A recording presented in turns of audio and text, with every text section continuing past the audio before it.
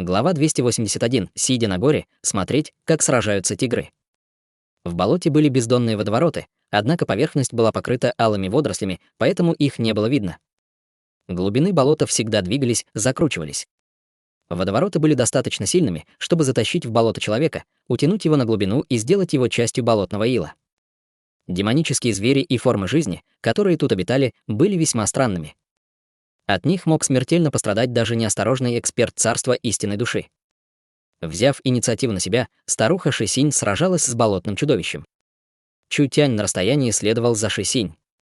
Выскочив из тростника, Чутяня несколько раз позвал лисенок. Сделав несколько жестов лапкой, он дал понять, что все готов. Кивнув, Чутянь быстро спрятался. Разобравшись с болотным чудовищем, старуха Шисинь неодобрительно обернулась. «Чего ты возишься? Госпожа лидер, что-то происходит». «Что?» Пролетев по воздуху, Шисинь преодолела несколько сотен метров и приземлилась в грязь рядом с Чутянем. Она нетерпеливо нахмурила брови. Из тростника лезло несравненно большое фиолетовое щупальце. Щупальце было темно-фиолетовым и достигало в длину больше 10 метров. Кожа его была покрыта рунами и отвратительными большими присосками. Оно казалось живым. Срез щупальца был ровным и гладким, из него в болото капала фиолетово-красная жидкость. От него исходило шипение и ядовитый газ. Притворившись удивленным, Чутянь произнес: «Должно быть, это щупальце принадлежало могущественному болотному чудовищу. Судя по ровному разрезу, его отрубил эксперт 9 уровня пробужденной души или даже выше». Задумалась старуха Шисинь и с серьезным видом сказала: «Люди быстрее, чем я ожидала. Мы должны добраться до кроваво-красного храма как можно скорее». Алое болото было огромным, и мало кто из людей мог сюда пробраться. Естественно, это сделал лисенок, договорившись с Чутянем. «Идти в кроваво-красный храм, если вы дойдете, мне это принесет выгоду, да», — ответил Чутянь, готовый к предложению. В тот день в городе Алого болота появились 2 эксперта Южного лета. Кроме них есть еще и эксперты гончих войны. Кажется, многие пытаются добраться до штаб-квартиры. Эти эксперты из разных сил. Кажется, их цель — святое сокровище ветки, так что они заклятые враги культа небесного демона. Их самым могущественным врагом окажется кроваво-красный глава, обладающий глубокой культивацией и мощной силой, с серьезным видом произнес Чутянь, но почтенный глава уже много лет спит и после пробуждения окажется слабым. «Боюсь, если почтенный глава столкнется с нападением разных экспертов, хватит». Усмехнулась старуха Шисинь, хоть в глазах ее читалась холодная кровожадность. «Эти мыши хотят пойти против почтенного главы? Вперед!» «Не отставай», притворившись удивленным, Чутянь спросил: «Лидер, ты же не пойдешь в храм?» Старуха Шисинь уже приняла решение. Словно пуля, сухое тощее тело пронеслось через тростник. Рано или поздно им придется сражаться, так зачем ждать? Лучше подкрасться незамеченными и следить за ними, чтобы улучшить момент и напасть. Если она сможет уничтожить 1 или 2, а потом встретиться с почтенным главой, с остальными будет легко разобраться. Как и говорил юноша, почтенный глава был очень силен, но после нескольких веков сна он какое-то время будет слабым. Как люди, пришедшие за сокровищами культа небесного демона, могли не бояться почтенного главу. Если почтенный глава восстанет, им придёт конец. Если почтенный глава вернёт прежнюю силу, их не спасут даже 3 правителя, никто не хотел оставлять серьезную проблему на потом. Их главной целью должен был стать почтенный глава. Если с почтенным главой что-то случится, кроваво-красная ветвь не сможет воспрянуть. Старуха Шисинь без колебаний могла напасть на врага. Она нашла лишь 1 ключ, но со временем подсказок становилось все больше. Потому что лисенок уже проложил путь Шисинь. Когда они приблизились к сердцу Алого болота, ядовитый туман стал еще гуще. Посмотрев вдаль, Чутянь увидел огромный красный барьер. Над сердцем болота покровом нависала большая полусфера. Кроваво-красный храм окружен барьером, внимание Чутяня и Шисинь привлекли звуки сражения. В центре болота находилось большое чудовище, похожее на демонического дракона, чье тело покрывали чешуя и колючки. Когти его были острыми, как лезвие, а сам он походил на небольшой холм. Из его рта исходил зеленый луч, обладающий мощной разрушительной силой. Зеленый луч разлагал все, чего он касался. Это был могущественный духовный зверь 2 класса, ящер дракона. Сила его была не ниже силы 8 маркизов, и встретить его можно было лишь в глубинах Алого болота. С ящером дракона сражались 3 пепельно-серые фигуры. Ящер дракона дико плевался зеленой энергией. Распадалось все, на что эта энергия попадала. 3 высоких человека в серых мантиях были непросты. Ящер дракона был крайне сильным, но они спокойно с ним расправлялись и находились в выгодном положении. Это было ясно даже дураку. Они сражались с ящером дракона, спустя рукава, явно не желая тратить на него силы. Ящер дракона обладал несравненной мощью, но все же был глупым демоническим зверем, поэтому не мог понять стратегию 3 человек и продолжал атаковать. Один из людей в сером держал топор, другой — трость из волчьего клыка, и они были как минимум на 9 уровне пробужденной души. Самым сильным был тот, что держал в руке длинный узкий клык и был на пике 9 уровня пробужденной души. Более того, стиль их боя был не таким, как у культиваторов Южного Лета. Их легко можно было узнать. Ящер дракона снова выплюнул энергию огня. Дикая энергия распустилась веером, 3 фигуры в сером вскочили, однако огонь уже поджег тростник. Чутянь испугался. Огонь приближался к нему, враги уже их обнаружили. Схватив Чутяня, старуха Шисинь взлетела. Когда тростник охватил зеленый огонь, от него не осталось даже пепла. Не успели они приземлиться, как серая фигура призвала духовный источник. Появились 2 клыка, пылающих холодом, которые напоминали ядовитых змей, и выстрелили 2 мечами. Духовный источник был не самым красивым, зато очень сильным. Старуха Шисинь отбросила Чутяня в сторону, ее мантия затрепетала, и появился ее духовный источник. Это был кровожадный змей, который жалил зубами. Воспользовавшись моментом, старуха Шисинь ударила ладонью человека в сером, но он отбил удар. Пепельно-серая мантия порвалась, и им открылось лицо человека. Увидев его внешность, Чутянь не мог не удивиться. Ростом человек был под 2 метра. Выглядел он как человек, однако тело его было покрыто мехом. Самой важной частью была его голова, похожая на волчью, с 2 темно-зелеными глазами, которые сверкали призрачным пламенем, вселяя в сердце людей холод. Это и правда было племя гончих войны. В основном на равнинах гончих войны обитали племена собак и волков. У племени волков был более высокий статус, и большая часть сил состояла из членов племени волков. Зверь-эксперт, представший перед ними, был экспертом из племени волка. Это был опытный и далеко не слабый эксперт. Возможно, в стране Южного Лета было не так много экспертов, как у племенах гончих войны, но пик 9 уровня пробужденной души считался для племен пределом силы. Я — великий воин племени сломанного клыка, Ноло. Странным голосом произнес эксперт гончих войны. Кто вы? Язык духовных зверей сильно отличался от человеческого. Духовные звери были расой с большим количеством существ, однако они не объединялись, как люди. Племя волков было лишь крупицей. Культура духовных зверей была весьма противоречивой, и языков у них было много. Разум духовных зверей был ниже, чем человеческий, и они не могли адаптироваться, как люди, поэтому обычно духовные звери не изучали языки других рас. Этот волк был не только сильным, но и знал язык людей, что значило, что он выходящий из ряда вон духовный зверь. Старуха Шисинь не ответила на вопрос.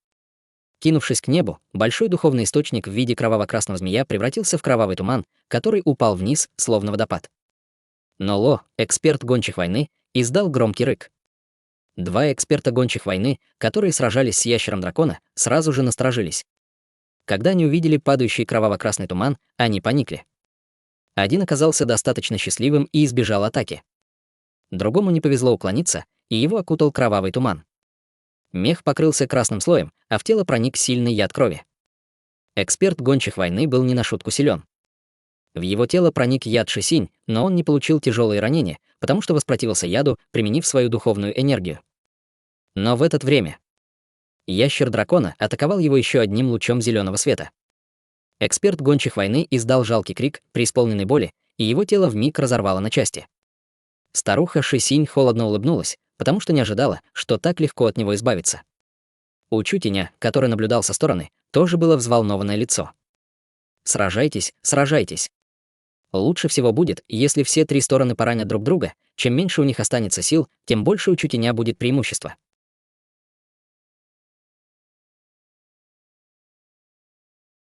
Глава 282. Сражение 3 сторон.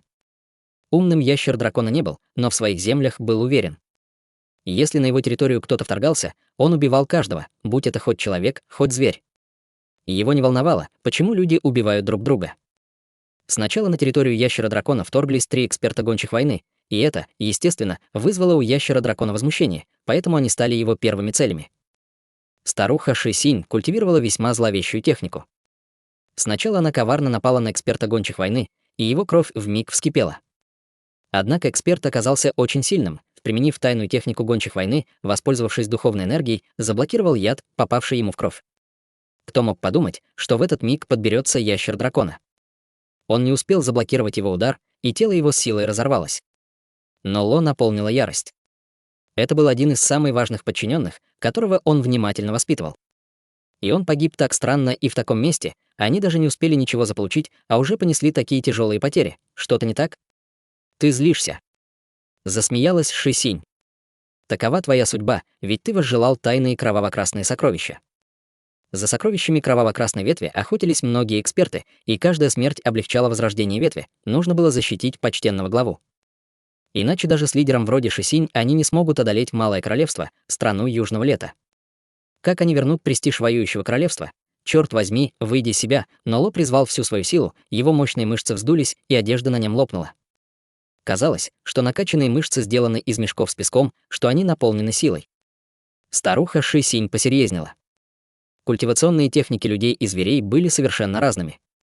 Этот Ноло призвал все свои силы. Ноло был на пике 9-го уровня пробужденной души, одним из лучших экспертов гончих войны. Даже 8 маркизов не выжили бы, встретившись с ним.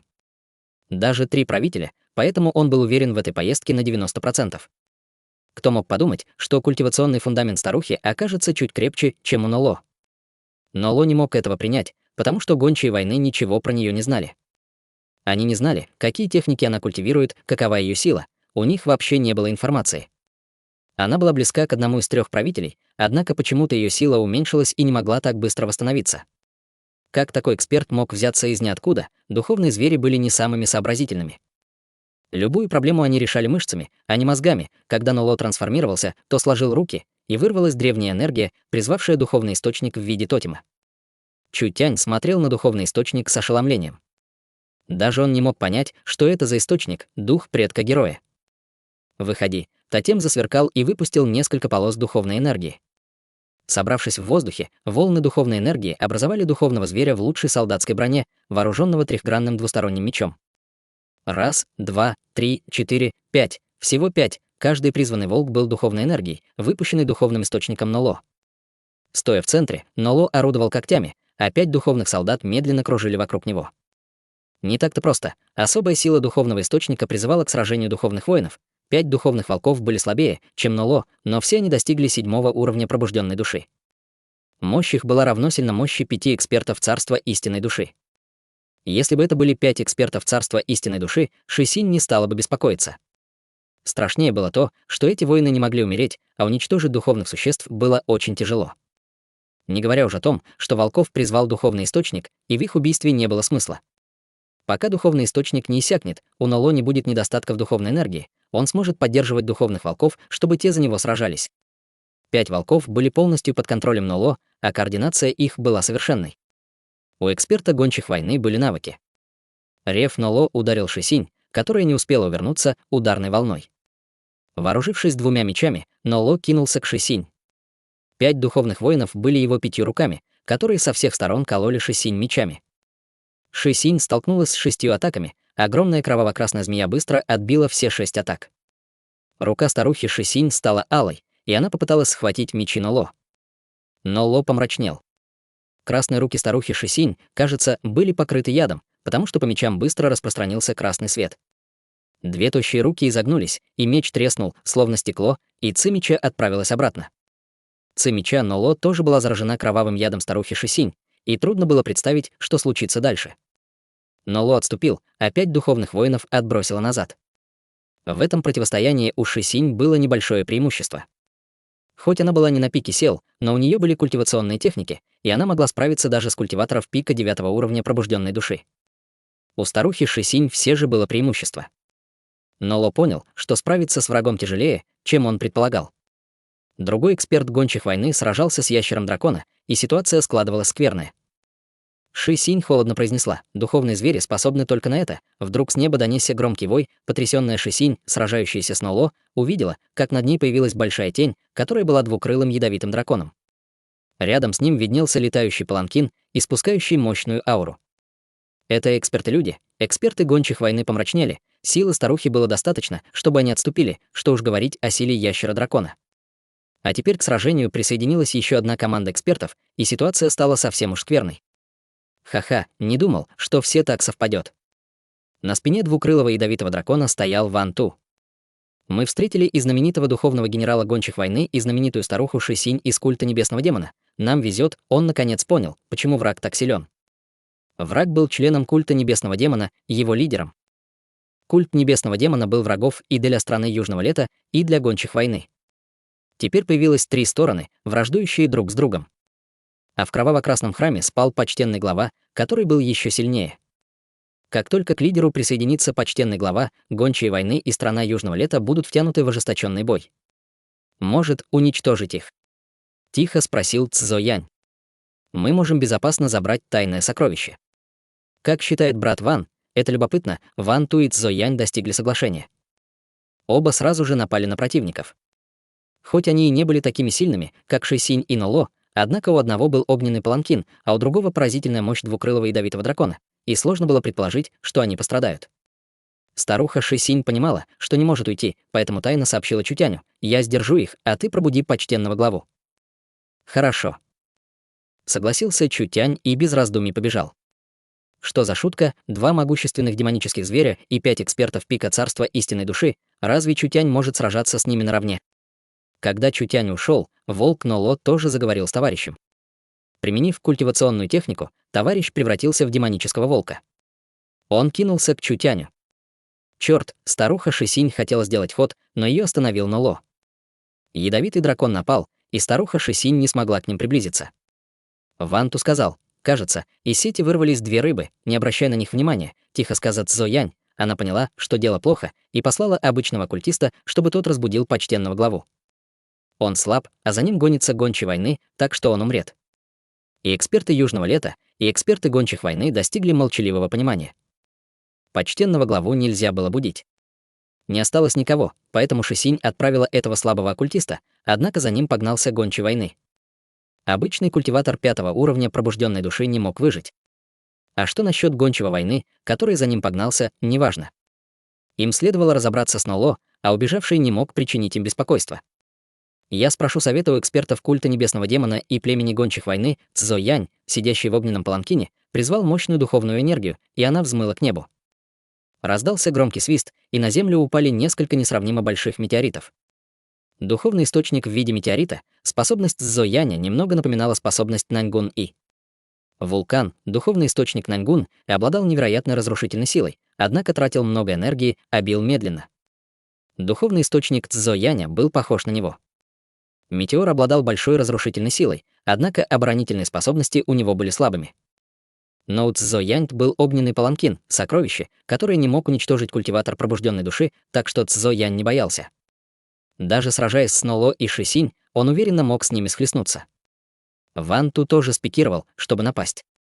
Двукрылый ядовитый дракон был близок к 9-му уровню пробужденной души, а Ван Ту был на 9-м уровне пробужденной души.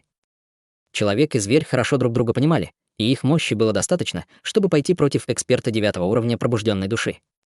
В конце концов, не просто так ему дали титул генерала крылатого дракона, Бом, эксперты 3 сторон вступили в интенсивное сражение не на жизнь, а на смерть.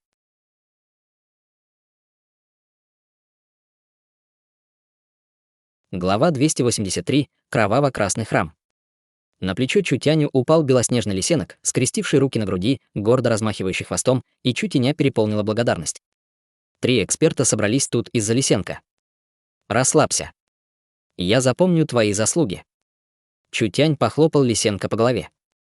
«Подожди, когда войдем в кроваво-красный храм, позволю тебе наесться до отвала», лисенок улыбнулся и довольно кивнул. Он не тратил энергию напрасно. Пока Чутянь убегал, эксперты 3 сторон сражались. Сначала надо было войти в храм и собрать урожай. Чутянь двигался вперед, кроваво-красный барьер был все ближе и ближе. Алый храм скрывал полусферический барьер, и с высоты птичьего полета храм казался игрушкой в стеклянном шаре. Прилежащие земли болота казались свежими. Чутянь понял, что огромный барьер, похожий на пузырь, был утоплен в болоте, но недавно поднялся вместе с храмом. Это было причиной того, почему храм никто не мог обнаружить. Чутянь признал, что для людей это была очень сложная система.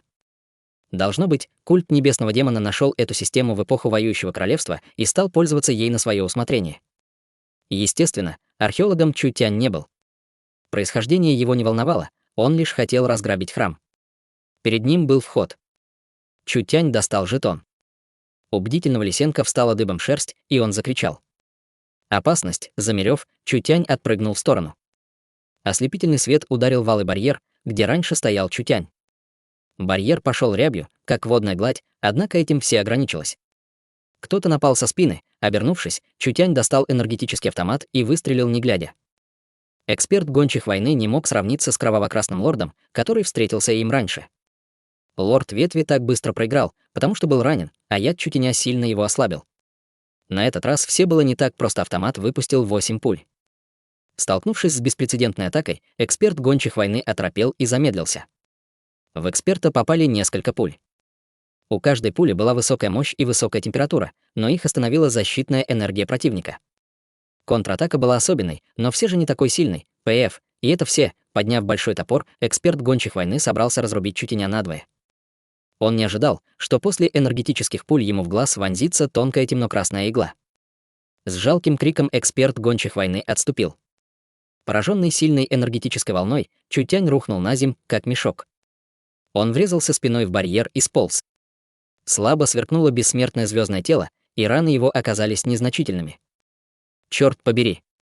9-й уровень пробужденной души содержит такую силу. Если бы я помедлил хоть чуть-чуть, я бы уже лишился жизни. Отступая назад, эксперт гончих войны не сводил с него глаз.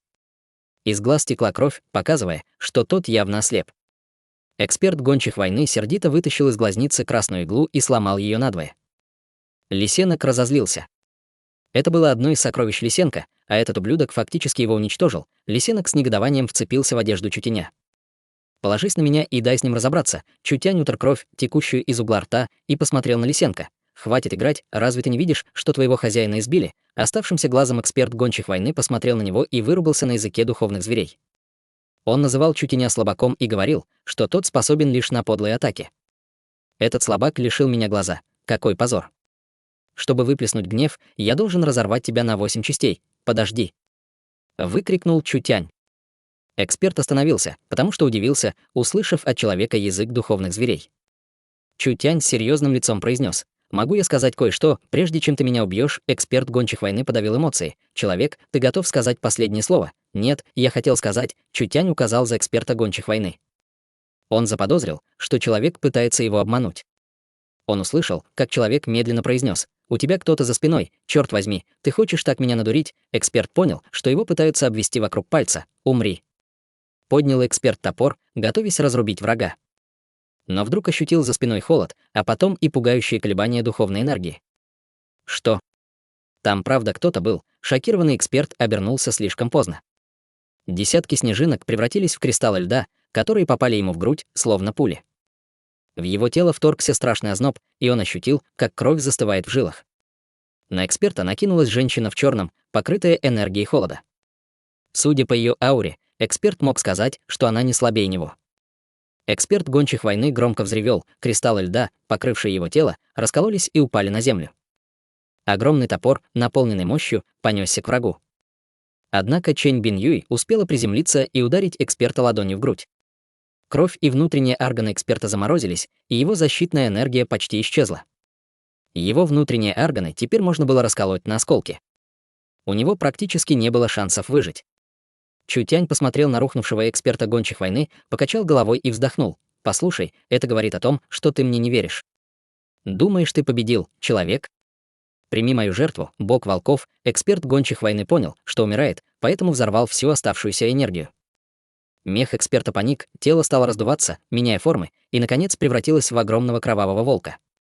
Это была крайне экстремальная трансформация. Применив всю жизненную энергию и духовную энергию, эксперт превратил себя в невероятно сильного кровавого волка. Изменение было необратимым, и когда оно пойдет на спад, эксперт потеряет сознание и умрет. Превратившись в кровавого волка, эксперт гончих войны достиг пика 9-го уровня пробужденной души. Чутянь паник. Будь осторожна, у кровавого волка не было мыслей, его переполняли ненависть и кровожадность. Он просто атаковал тех, чья сила его шокировала. Сначала он заметил Чэнь Бин Юй, потому что она была сильнейшей. К тому же, эксперта убила именно она. Он принес кровавую жертву и превратился в кровавого волка, первой целью которого будет человек, причинивший ему вред. Слишком быстро перед глазами Чэнь Бин Юй мелькнула вспышка. Волк выплюнул алое пламя. Чэнь Бин Юй создала ледяную стену, чтобы остановить его, но высокая температура мгновенно ее разрушила. Чэнь Бин Юй пришлось отступить, но не успела она отреагировать, как волк бросился на нее, собираясь укусить.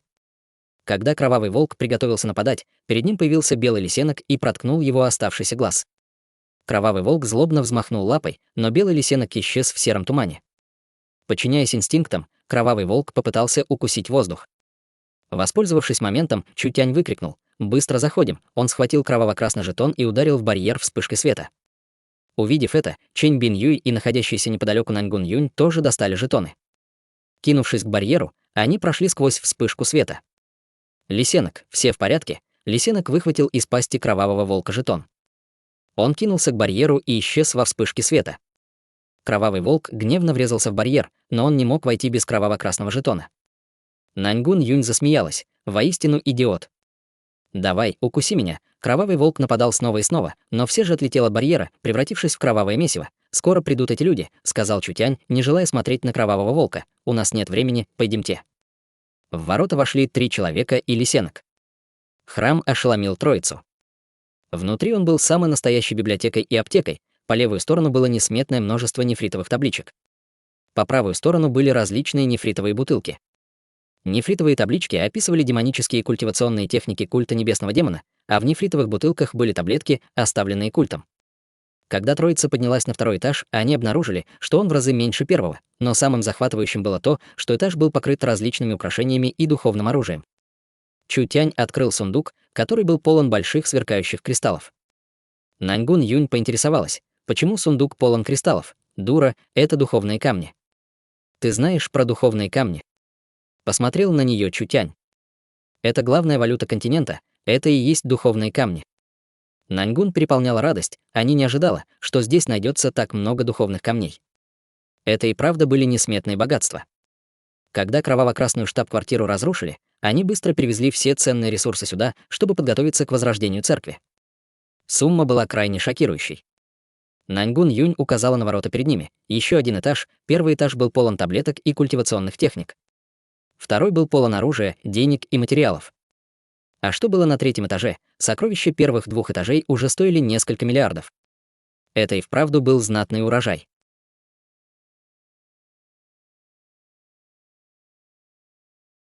Глава 284. Граб, что есть мочи. На 1-м этаже были таблетки и культивационные техники. На 2-м этаже были оборудование, материалы и деньги. 3-й этаж должен был быть сердцем кроваво-красной ветви. Глубоко внутри спал почтенный глава, так что на 3-й этаж лучше было не подниматься. Как только почтенный глава проснется, у них уже не будет времени на грабеж. Возвращаемся на 1-й этаж. Увидев вокруг хрустально-синие бутылки с таблетками и загадочные культивационные техники, трое заметно разволновались. На этот раз их ждал большой урожай. Наньгун Юнь нашла большой хлопковый мешок и собрала несколько десятков бутылок с таблетками. Дура — это восстанавливающие и поддерживающие таблетки. Мы с трудом сюда попали, и если мы заберем эти таблетки, разве это не будет поражением? Чутянь отчитывал Наньгун Юнь безо всякой вежливости. Ты должна читать книги, потому что даже грабить не умеешь. Наньгун Юнь подавленным тоном спросила: «Босс, почему ты меня ругаешь?» Каждая секунда на вес золота. Чутянь указал на полки с таблетками. Там, там и там. Все это таблетки духовного класса, есть даже немного таблеток святого класса, которые способствуют развитию культивационного фундамента. Шевелись быстрее, собирай как можно больше. Если не можешь взять, просто ешь. Ешь как можно больше, не буду соблюдать правила приличия. Засмеялась Наньгун Юнь. Старушка никогда не была так довольна. Сегодня я должна насладиться сполна. Лисенок взялся за дело без понуканий Чутяня. Запрыгнув на полку с таблетками, лисенок принялся закидывать в желудок бутылки с таблетками. Он собрался несколько сотен разных бутылок, насколько невероятной была его скорость. Как Чутянь мог проиграть этому лисенку, Чутянь поглощал вещи своей безграничной тыквой. За несколько секунд тыква поглощала несколько рядов драгоценных таблеток. Наньгун Юнь и Чэнь Бин Юй завидовали, но, к сожалению, в стране Южного Лета предметы для хранения были ценными. Даже у короля Южного Лета и 3 правителей было по 1-2 предмета, так что они не могли о них даже мечтать. Что они могли поделать, если их хранилища заполнились? Есть, Чутянь указал на таблетку. Эта таблетка почти святого класса, очищенная из нефритового костного мозга, которому 10 тысяч лет. Такой костный мозг используют для улучшения фундамента и телосложения. Внутри не очень много энергии, и она хрупкая, поэтому можете есть их и сами. Чутянь лично подал пример. Взяв нефритовую бутылку, он принял 6 таблеток. Каждая таблетка напоминала белый нефритовый камушек, источающий манящую ауру. Он без колебаний закинул таблетки в рот. 6 белых таблеток оказались на языке, и он ощутил, как в живот потекли потоки энергии, медленно омывающие его тело. Энергия будто просачивалась в его костный мозг, вселяя в него комфорт. Быстро открыв бутылки, Наньгун Юнь и Чэнь Бин Юй кинули таблетки в рот. Чу Тянь указал на еще одну таблетку. Это таблетки 3-го духовного класса. Мы с Наньгун Юнь не можем их принять, но может старшая Бин. Она пригодится тебе, чтобы прорваться. Таблетка 3-го духовного класса, ее создавали из эликсира 3-го класса. Чтобы создать ее, алхимик должен был обладать соответствующими знаниями. В стране Южного Лета такая таблетка была редкой. В больших количествах ими располагал лишь культ небесного демона. Чэнь Бин Юй открыла несколько бутылок и приняла темно-золотистые таблетки. От их сильной энергии у нее забилось сердце. Какие мощные колебания энергии, таблетка была создана при помощи эликсира. Энергия 3-го духовного класса не могла сравниться с энергией 2-го святого класса, однако она превосходила таблетку 2-го святого класса. Чэнь Бин Юй проглотила таблетки разом, и ей казалось, что ее тело горит изнутри. Плотину жестоко атаковала духовная энергия, и в ней появился намек на разлом. Чем выше культивационный фундамент, тем сложнее прорываться. Как она могла не радоваться, заметив приближение прорыва?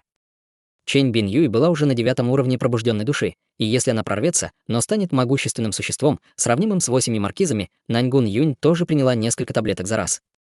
Половина из них была таблетками святого класса. «Я не могу больше, я вот-вот взорвусь. Я не могу больше есть», Чу Тянь наелся до отвала. В этой эпохе был весьма грубый метод создания таблеток, однако Чу Тянь понимал, что уже через несколько дней он сможет прорваться к пику 5-го уровня пробужденной души. А что же лисенок, он собрал треть таблеток. И до сих пор с удивительной скоростью их собирал, аппетит его был весьма ужасающим. Казалось, что пространство внутри него не имеет границ, но это было хорошо. Он хранил в себе таблетки, но не мог их переварить. Достигнув имперского города, он мог пригрозить лисенку, и тот послушно выплюнет часть.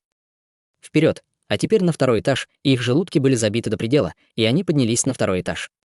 У них разбежались глаза, когда они увидели столько материалов. В тыкве Чутеня осталось мало места, поэтому он мог взять лишь несколько вещей. Тут есть камни звездного света. Чутянь нашел большие куски камней звездного света. Он должен был забрать материалы, необходимые для культивации бессмертного звездного тела. Эй, это кровавая сталь инь.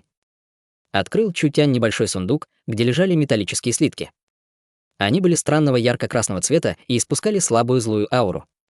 Наньгун Юнь спросила, что за кровавая сталь инь? Ты знаешь про иглу лисенка? Конечно, знаю. Она может пробивать духовную энергию защиты. Задумалась Наньгун Юнь и просияла. Эй, хочешь сказать, что Чу Тянь кивнул? Игла лисенка сделана из кровавой стали инь 2-го класса. Эти слитки — кровавая сталь инь 2-го класса, но я не думал, что она выглядит так. Наньгун Юнь была ошеломлена. Разве мы не можем сделать больше 1000 таких игл? Открыв несколько сундуков, Чу Тянь обнаружил, что все они заполнены кровавой сталью инь 2-го класса. Лицо его стало взбудораженным. Ее более чем достаточно, чтобы создавать оружие. Это оружие могло пробивать духовную оборону. Одна мысль об этом потрясала воображение. Конечно, кровавая сталь инь была не идеальна. Она пробивала лишь энергетический щит и была материалом 2-го класса, и если врага окажутся доспехи более высокого уровня, иглы не смогут пробить доспехи. Чутяню пришла в голову другая идея. Если превратить кровавую сталь инь в пули, эффект окажется, конечно же, хорошим. Нужно было разработать новое огнестрельное оружие, которое могло стрелять такими пулями. На пулях надо было выгравировать особые массивы, которые могли мигом убивать всех культиваторов пробужденной души. Сложив в тыкву всю кровавую сталь инь, Чутянь стал искать другие полезные материалы. Надо сказать, культ небесного демона действительно был богат. Кроваво-красная ветвь была лишь дочерней сектой, а этот кроваво-красный храм был сокровищницей, которая могла изменить всю страну Южного Лета. Было несколько коробок с духовными камнями. Чутянь насчитал несколько миллионов духовных камней, но все они были низкого качества. Жаль, что духовные камни занимали столько места. Хоть они и были валютой континента, Чутянь не мог класть в тыкву вещи, ценность которых была такой невысокой. Вы еще не все. Перед ним появилась Наньгун Юнь, и Чутянь испугался. Она была одета в золотистый жилет с кроваво-красной броней и большую красную мантию с капюшоном. 10 тонких белоснежных пальцев были усыпаны кольцами, а обнаженные белоснежные руки украшали 8 браслетов. На шее висели 4 ожерелья, а за спиной — длинные мечи, копья и алебарды. Даже сапог на ее ногах был 3 пары. Чутянь потерял дар речи, а это не перебор. Чушь. Вздрогнула Наньгун Юнь, нагруженная сокровищами. Ты знаешь, сколько они стоят? Чутянь посмотрел на Чэнь Бин Юй. Он не ожидал, что она тоже поведет себя, как новориш. Кажется, это было в женской природе. Что ж, хорошо выбирайте вещи, не жадничайте. Неловко кашлянул Чутянь. Нам не хватает денег. Если кто-то увидит вас в таком виде, он решит, что я вас не воспитываю. Да кому нужно твое воспитание? Скорее собирайте вещи. Чэнь Бин Юй и Наньгун Юнь впали в раж, но все же это были духовные предметы высшего класса. Чутянь зажег лампу разума и осмотрел комнату. Его божественное чутье подметило несколько вещей. Неплохой плащ. Чутянь подошел к вешалке и снял с нее простой плащ. Предмет высшего класса, Чэнь Бин Юй холодно произнесла. Я тоже взяла вещи высшего класса, ничего удивительного. Чэнь Бин Юй уже открыла глаз разума, поэтому, само собой, нашла предметы высшего класса. Чутянь презрительно произнес: даже если это предметы высшего класса, то твои по сравнению с моими слишком слабые. Чэнь Бин Юй вскинула брови, потому что не поверила ему. Улыбнувшись, Чутянь накинул плащ и исчез из виду. Чэнь Бин Юй фыркнула. Мне было интересно, какие у него способности, но разве это не просто плащ-невидимка? Глаз разума. Чэнь Бин Юй открыла глаз разума. Ее удивило, что она не видела Чутяня даже так. За спиной Чэнь Бин Юй появилась рука, которая легла ей на плечо, и она заметила улыбку Чутяня. Как насчет этого? Плащ не придает сил, но скрывает от божественного чутья. Не самая обычная способность. Плащ придавал мощную невидимость, защищая от божественного чутья. Конечно же, плащ мог остановить божественное чутье Чэнь Бин Юй, глаз разума, но если бы Чутянь применил лампу разума, человек обнаружил бы его даже под этим плащом. Божественное чутье лампы разума было намного сильнее, чем божественное чутье глаза разума. Чутянь взял еще несколько предметов, но снаружи кроваво-красного храма вдруг раздался взрыв. Сражающиеся пытались пробиться к храму. Идем на 3-й этаж.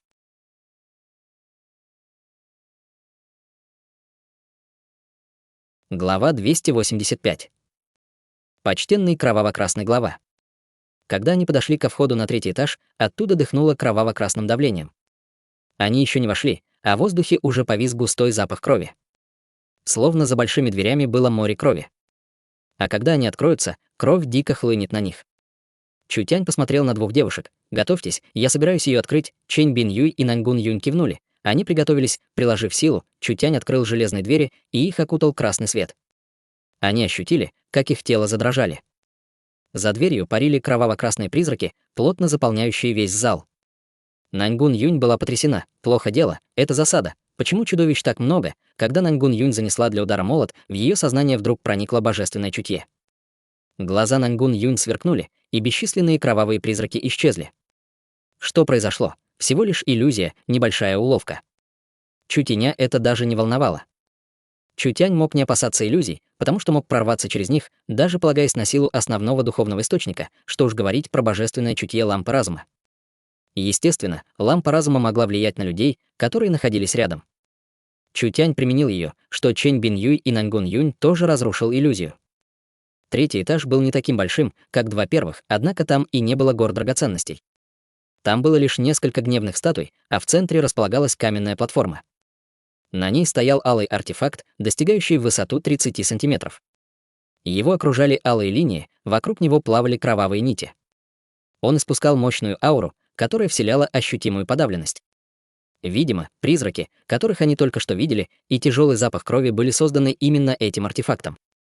Точно, как в книге, приятно удивилась Наньгун Юнь. Кроваво-красный святой предмет, кровавая чаша. Все 3 были уверены, что перед ними была кровавая чаша, которая так нужна была Чутяню. Для кроваво-красной ветви кровавая чаша была самым важным святым предметом, и в ее способностях не было ничего необычного.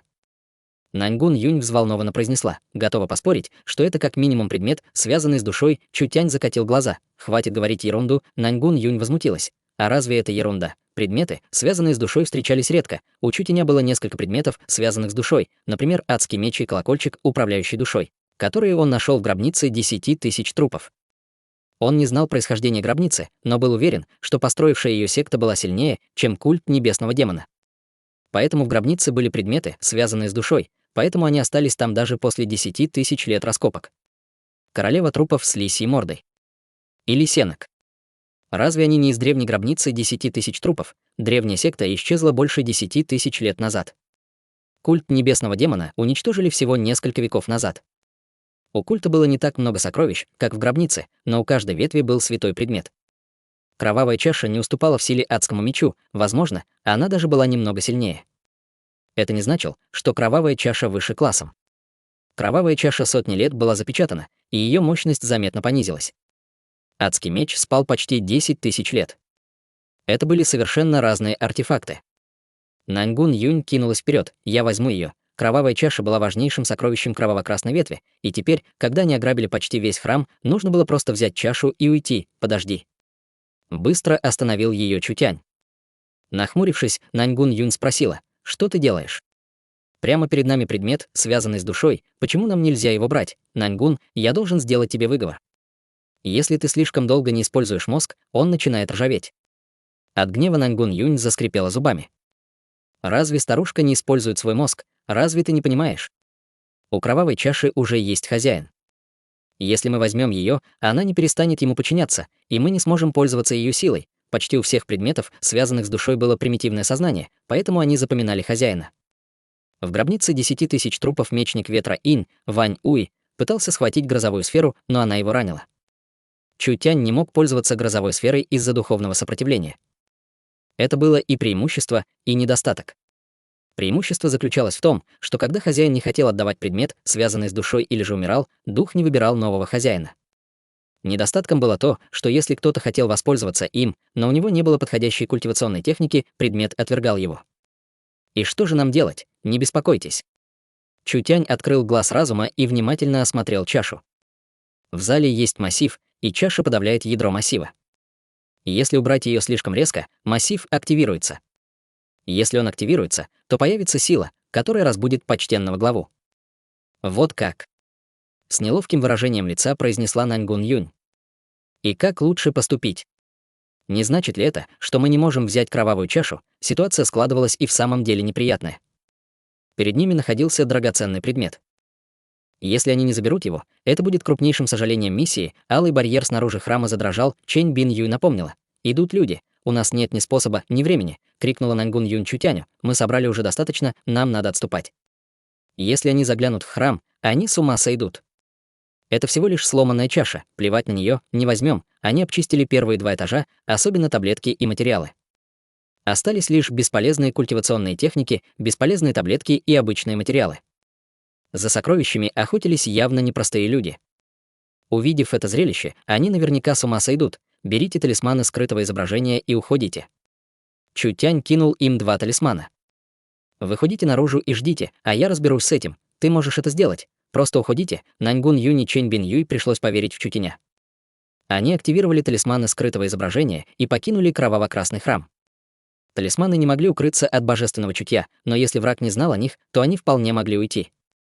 С первого этажа донеслись громкие взрывы, взорвалась дикая энергия, и на пол попадали таблетки с нефритовыми табличками. Чутянь понял, что у него мало времени. В коридоре вспыхнуло алое свечение, а на полу появились запутанные линии. Они сплелись, образовав большой энергетический массив. Кроваво-красный храм задрожал. Массив покраснел, словно мир стал алым. Во все стороны ударили красные молнии, а кроваво-красный гроб стал медленно подниматься. Воздух наполнился древней аурой, силой, от которой по спине бежали мурашки. Чутяня отбросило к стене. Вылетев у него из руки, кровавая чаша упала на крышку гроба. Вдруг она наклонилась на несколько градусов, и из нее в каменный гроб просочилась ярко-красная жидкость. Жидкость растеклась по каменному гробу, просочилась в щель и проникла внутрь. Черт побери, кровавая чаша восстанавливала силы почтенного главы, кроваво-красный храм снова вздрогнул. Жалкий член культа небесного демона приветствует почтенного главу. Торжественно выкрикнул Чутянь, бросившись к каменному гробу. Прошу почтенного главу как можно скорее выйти. Все ветви мертвы, осталась лишь лидер, окружённая экспертами, которая хотела защитить почтенного главу. Кроваво-красная ветвь скоро погибнет. Что ты сказал? Донесся из гроба голос. Голос был раздвоенный, одновременно и мужской, и женский. Он был высоким, как детский голос, но в нем слышались странные мрачные нотки. Почтенный глава, снаружи воры, жаждущие сокровищ кроваво-красной ветви, крышка кроваво-красного гроба взорвалась. Из него вылетела красная форма. Подняв голову, Чутянь оторопел. Почтенный глава был ростом всего в 3 фута, а выглядел как ребенок. Кожа его была алой, а острые, как лезвие, когти придавали ему вид чудовища. У людей со странной внешностью было странное могущество. Почтенный глава выглядел странно, его техники явно были непростыми. Кроваво-красная ветвь — одна из 10 главных ветвей культа, но она оказалась в таком положении. Взревел в небо почтенный глава-ребенок, и голос его стал пронзительнее лезвия. Пол покрылся трещинами, а сердце чутеня пропустило несколько ударов. Смерть за разрушение моей кроваво-красной ветви, держа в руке кровавую чашу, словно та ничего не весила, почтенный глава взмыл в воздух. Он быстро пролетел через храм. Так быстро, в глубине души Чутянь был удивлен. Почтенный глава, который только что проснулся, не уступал пику 9-го уровня пробужденной души, восстановление не на шутку шокировало. Конечно, частично дело было в кровавой чаше. Хорошо, что Чутянь отвлек почтенного главу, чтобы тот не стал еще сильнее. Отлично. Теперь все зависит от удачи. Чутянь накинул недавно найденный плащ и исчез в никуда, покинув храм. В это время Ван Ту, Цзо Янь, 2 эксперта гончих войны и кроваво-красный лидер Ши Синь вошли в храм. Перед собой они увидели зрелище, которое вмиг их потрясло. На тысячах полок почти не осталось таблеток. На полу лежали груды пустых бутылок. Что здесь произошло? Где сокровища кроваво-красного храма? Пока 5 экспертов не могли опомниться, в зал проникла ужасающая сила, которую ощутили Ноло, Ван Ту и Цзо Янь. Их охватило неслыханное чувство опасности. Не нужно было слов. Проснулся почтенный глава, проснулось старое кроваво-красное чудовище. Чёрт, сокровища были обманом, все взорвались яростью. Они рискнули отправиться на поиски сокровищ, однако не увидели ни одной драгоценности. А теперь им придется сразиться со старым чудовищем, почтенным главой. Ши Синь засмеялась. Проснулся почтенный глава, вы все умрете, хоть она и не понимала, что случилось, самым главным было убить злоумышленников. Старое кроваво-красное чудовище — общий враг страны Южного Лета и гончих войны, сказал Ван Ту Ноло из гончих войны. Мы должны забыть обиды и разобраться со старым чудовищем вместе. Отлично, Ноло подумал точно о том же.